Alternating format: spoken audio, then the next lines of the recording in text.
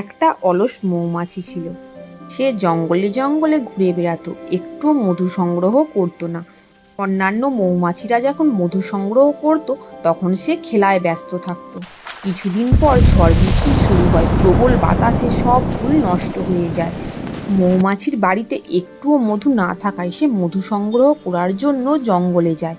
বনে গিয়ে দেখে সব ফুল নষ্ট হয়ে গেছে, তাই সে খালি ঝুড়ি নিয়ে বাড়ি ফিরে যায়।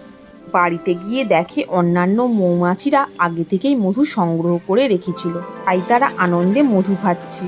তখন অলস মৌমাছি নিজের ভুল বুঝতে পারল এবং বর্ষাকাল আসার আগেই সে মধু সংগ্রহ করে বাসায় জমা করে রাখলো। তারপর থেকে আর অলসতা করতো না।